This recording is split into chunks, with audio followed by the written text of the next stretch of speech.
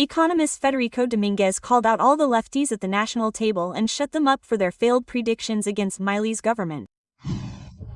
People voted because poverty dropped from 54% to 30% because inflation, when you went to the supermarket and didn't know how much things were going to cost the next day, plummeted, because you can buy things in installments or on credit again. What happened in the last election?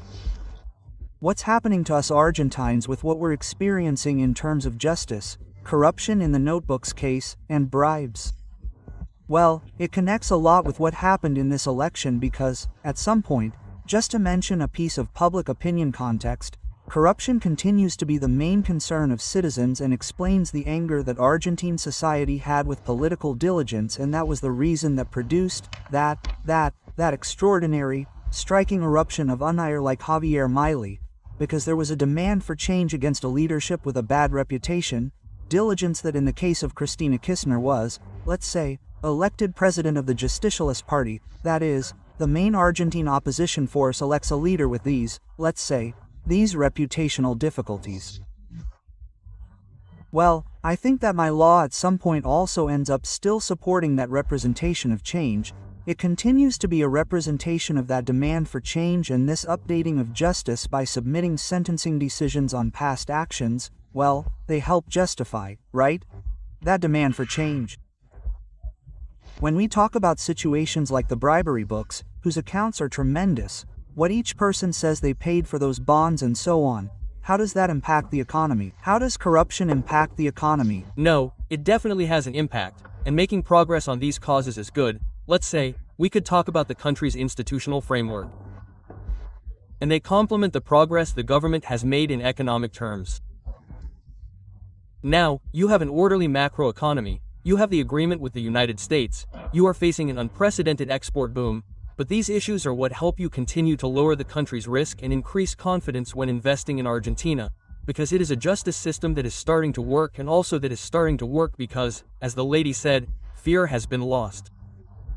The justice system has lost its fear, and that is because the justice system perceives the change in the political climate and the change that is occurring in the chambers of parliament as well, right? When I listen to Cristina Kirchner, I hear someone who is out of touch with reality and who no longer understands that she has completely lost power and that the country has changed for her. In other words, it is possible that not all of Argentina will buy into the change or accept my law, but I believe that Argentina will no longer buy into going back.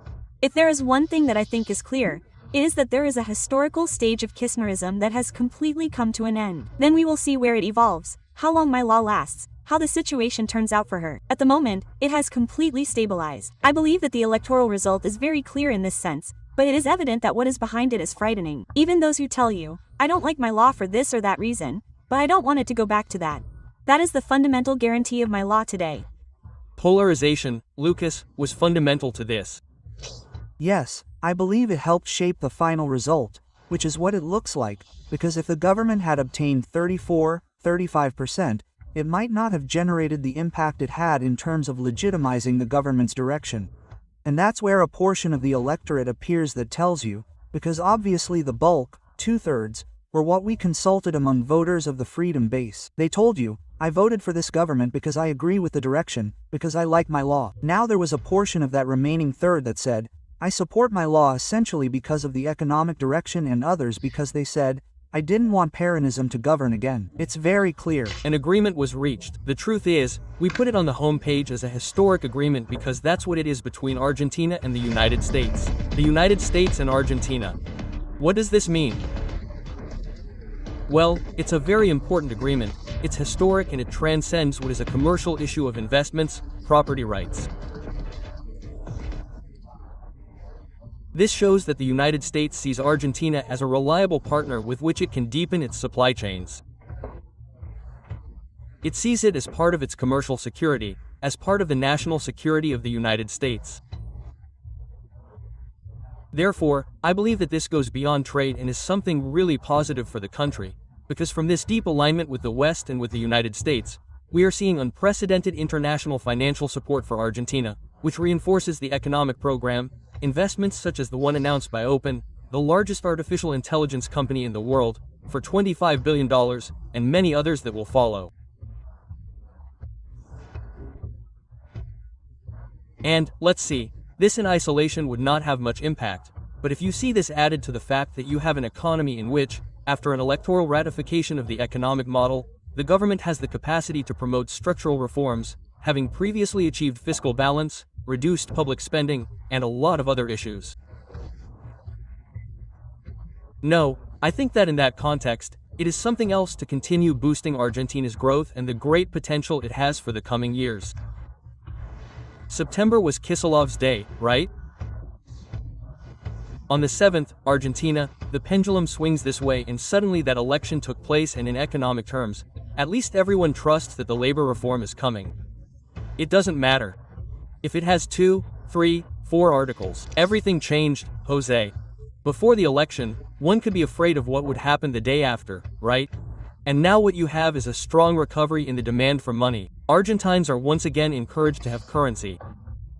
Think that the demand for coverage before the elections was 40% of M2, let's say, which is a monetary indicator. That would be the currency in circulation held by the public, savings accounts, checking accounts, and then everything that is in virtual wallets. There was an impressive demand for coverage, and now, after the election, what we are seeing is a drop in interest rates that is already beginning to be felt in credit. Companies that are encouraged to announce investments, and also the common citizen who says, well, I'm waiting to see what happens, to see if I change my car, if I remodel my house, if I go on vacation. Well, things are starting to normalize and people are starting to see future expectations. Regarding the American issue, note that it is also a symptom of how Argentina has changed. At the time of Milei's embrace with Trump, there began to be a Kirchnerist discourse of American colonization, I don't know what. I read it in the opposite terms. I said, this is going to make that new Argentina proud, which wants to be in the first world, on the front line, and to be able to directly have the most important support in the world, which was Trump.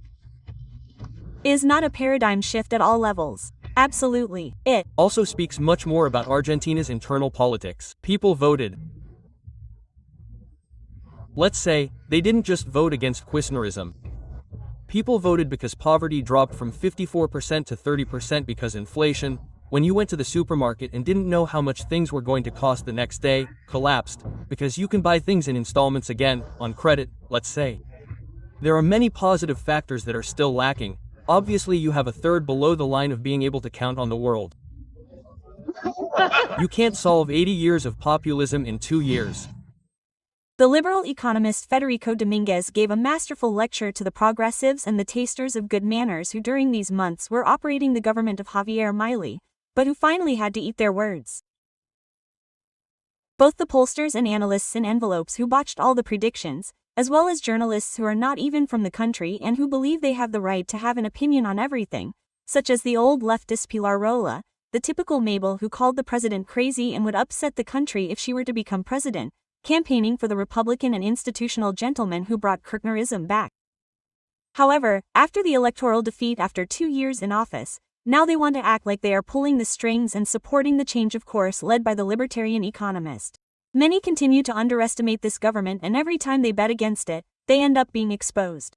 That is why some may have voted against the return of Kirchnerism, but the great hardcore of my law are those who see the agenda of the departures from freedom. The only possible path to progress towards a great Argentina again is through lower inflation, growth in private employment, and opening up to the world after so many years of economic flat earthism. No.